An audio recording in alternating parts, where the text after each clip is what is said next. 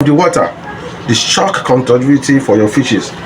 So it now said I have 542, which is still okay.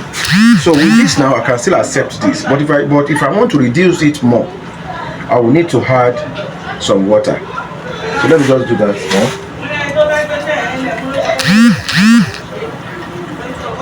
So adding some water, let me try for the ppm. So by the time I test this now, it tells me I have 235. That means takes it down more. So that might be 235. Let me now work on it, because it's still a very good result. So 235. Let me check the pH for the level of the pH for the 235.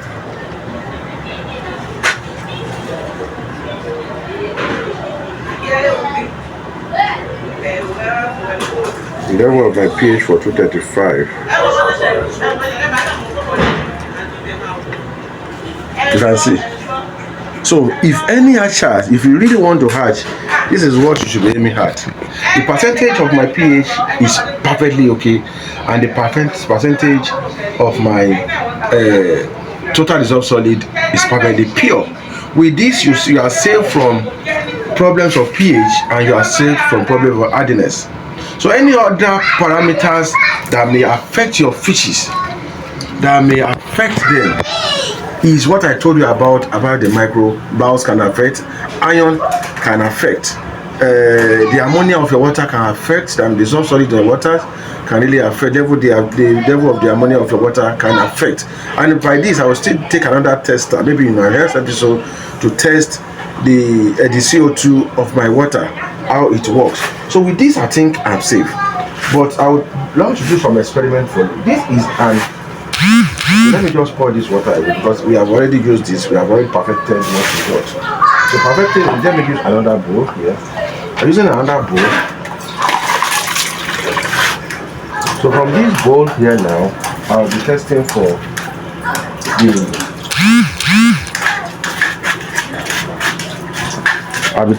the solid in the water, which I tested, and it gives me 110.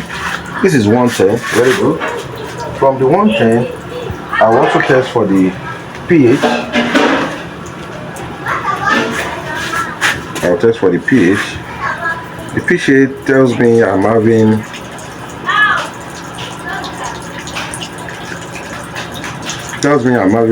very bad water, as you know. I told you my water is very, very bad, but I'm not scared. I'm not scared that it's bad. And again, I'll be using what we call the salt. These are salts. Right, we have our total dissolved solid is 110. So I'll be adding some salt into there. By the I adding some salt, and I mix it. Note, for those of us who are using salt in order for prevention and for treatment, that is why it is advisable to have the ranges of your prevention and treatment. If you are preventing, it should be lesser than when you are treating. So this is what I just got here now, and let me just do the testing. So do the testing for the total dissolved solid of this. By the time I put it here, it takes it to what? 4,475. Wow, this is very, very high. So this tells you, if you are treating your water, if you are preventing your water, it's advisable for you to do what? Once you are using some volume of salt for your treatment, make sure that after like 30 minutes, because this may affect your fishes, after like 30 minutes, drain the water away and put in good water, so the fishes are safe. But don't allow the fishes to stay, the fires to stay 24 hours inside that treatment water. Is to still affect your fishes. That is what this means. So that's why I try to do a physical demonstration for you. And let me now look at the potential hydrogen of the water after the salt.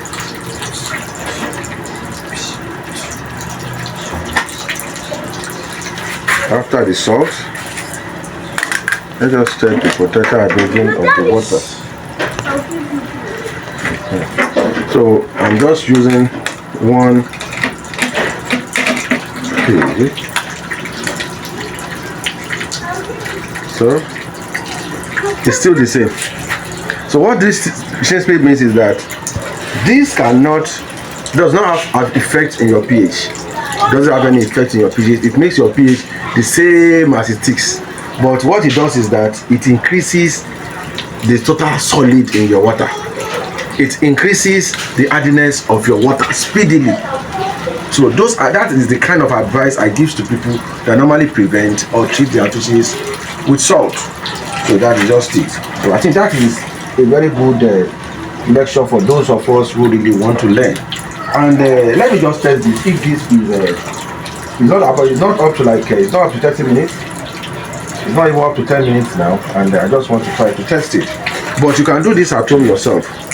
Do it at home. Put it inside there for like 30-40 minutes, 1 hour, and automatically this will change the parameters of your pH. So looking at it now, you can see it's not as reddish as it is when we are doing the testing. So this is taking it gradually. So by the time I leave it inside here for like if I leave it in here for like 1 hour, this will absolutely correct the pH of my water. So you can do this at home and do the testing yourself. So once again, we'll be taking these parameters to the city of Ikare. Sorry, we're taking it to Ikare in Akoko in Ondo State very early tomorrow morning. And if you need our kit, if you need our mentorship, make sure that you absolutely contact me, and this will be sent to you anywhere you have.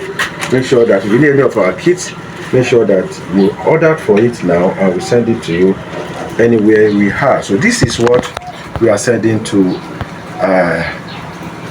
Akoko tomorrow. That means Ikare Akoko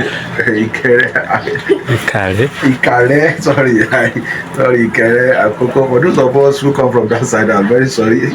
Ikare Akoko tomorrow morning. So if you have not gotten any of our journals, and too, I'll be using a lot of leaves for the guide for treatment. I'll be doing that for my next episode. We have a very good leaf here. We call it this leaf here. We call it magic leaf, and this leaf is very good in treating our fishes, and absolutely very good in collecting some of the parameters in the water too as well. And for those of you who knows about this leaf, you can see that it's very good for woman consumption too as well, and it's very good for controlling our pH and other kind of sickness in our body. So I'll be using this to an experiment for you on how it can have good effect on our fishes. I will be doing this video, I think, after this. Once again, my name is Tilimin Otula. I'll be on GTM. You're a great uncle on this channel. Join me.